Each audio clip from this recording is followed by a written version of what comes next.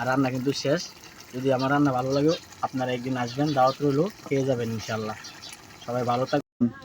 Hello guys, দেখেন আজকে কি রান্না করতেছি। এটা হলো একটা পোলট্রি মুরগির, দুইটা পোলট্রি মুরগির চামড়া এই জায়গা আছে, ঠিক আছে। পোলট্রি মুরগির চামড়া, পা, আবার রান, এগুলো আজকে রান্না হইব। দেখেন কি সুন্দর। আর এগুলা কেমন রান্না করি, এই রান্নাটা পুরো রেসিপিটা দেখা গেছে। পেঁয়াজগুলারে ভালো করে বেজে নেব।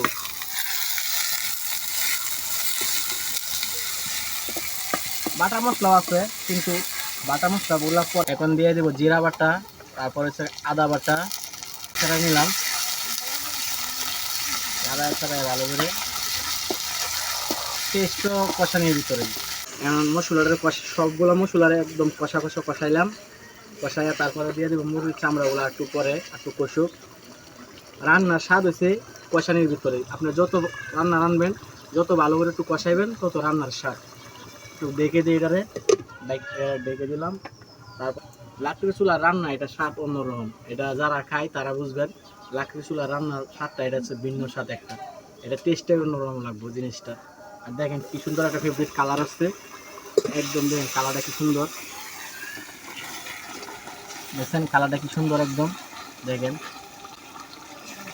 আর এই মুরগির চামড়া তরকারি আমার ভীষণ ফেভারিট। এটা খাবারটা আমার কাছে ভীষণ ভালো লাগে, টেস্ট লাগে। আপনার কাছে কীরকম লাগে আপনার কাছে জানি না, কিন্তু আমার কাছে এটা অনেক ভালো লাগে। মুরগির চামড়াগুলারে দিয়ে দিলাম। চামড়াগুলারে ভালো করে নাড়া চাড়াইয়া তারপরে আপনার আর একটু কষানো।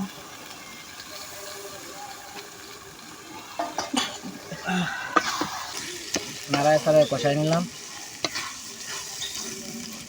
কে কে এইভাবে মুরগির চামড়া খান আমার মতন, এটি আপনারা একটু কমেন্টে বলবেন, তাহলে আমি বুঝতে পারবো। আর অবশ্যই কমেন্টে রিপ্লাই দিতে চেষ্টা করবো। যদি ভালো লাগে সবাই একটু বলবেন কমেন্ট করে। আবার দেখে দিই একটু হালকা, আপনাকে একটু হালকা ঝুল, বেশি ঝুল হবো না, একটু হালকা একটু ঝুল দিব খালি সিদ্ধ হওয়ার জন্য। দেখুন একদম হয়ে যাচ্ছে। আর এটা গায়স, ভিডিওটা কীরকম লাগলো বলবেন, আর রান্নাটা আমার কীরকম হলো সবাই কমেন্টে একটু বলবেন, বললে আমি খুশি হবো খুব।